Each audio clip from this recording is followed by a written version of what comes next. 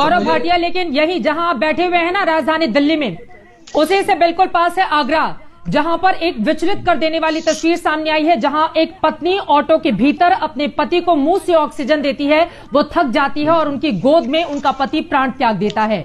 एक शख्स को एम्बुलेंस नहीं मिलता है तो वो अपनी ही गाड़ी पर ऊपर अपने पिता के शव को लेकर जाता है ताकि वो अपने पिता का अंतिम संस्कार कर सके। सर, आसपास भी नजर दौड़ाइए, गौरव भाटिया, आसपास भी नजर दौड़ाइए। और ये जो जिम्मेदारी और टोपी ट्रांसफर की बात है ना, चाहे वो आम आदमी पार्टी हो चाहे वो बीजेपी हो, दोनों बच नहीं सकती है जवाबदेही से। लेकिन रागिनी नायक, मौजूदा जो वक्त है, इसके लिए कौन है जिम्मेदार? रागिनी नायक, मौजूदा देखिए, हमने ये तो सुना था कि नौकरी के लिए सिफारिश की जरूरत पड़ती है, ये भी सुना था कि स्कूल के दाखिले के लिए सिफारिश की जरूरत पड़ती है, कभी कभी अस्पताल में एडमिट होने के लिए भी दाखिले की सिफारिश की जरूरत पड़ती है। लेकिन मरने के बाद अंतिम संस्कार के लिए मरघट में जगह मिल जाए, इसके लिए सिफारिश लगानी पड़ेगी। मुझे नहीं लगता कि देश की जनता ने ये सोचा था। और जो पूरे देश में ये मौत का तांडव फैला हुआ है ना, जिसकी रिपोर्टिंग आपने बखूबी की, बहुत बेबाकी के साथ की, उसके लिए आपको साधुवाद। ये 3 कारणों की वजह से है। पहला कारण दूरदृष्टि की कमी, दूसरा कारण आत्ममुग्धता, तीसरा कारण नीति निर्धारण में लगातार गलतियां होना। और इन तीनों की पहली जिम्मेदारी केंद्र सरकार के साथ आती है, क्योंकि देश में डिजास्टर मैनेजमेंट एक्ट लगा हुआ है।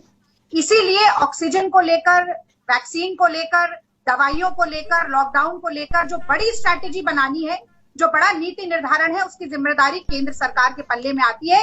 ऐसा सुप्रीम कोर्ट ने भी कहा और इसीलिए केंद्र सरकार को फटकार लगाते हुए ये निर्देश दिया कि जाइए पहले एक राष्ट्रीय नीति बनाकर लाइए। अब मुझे बताइए चित्रा जी कि नाक के ऊपर अगर पानी आ जाएगा और हम हाथ पैर मारना शुरू करेंगे तो क्या बचाया जा सकता है डूबने से?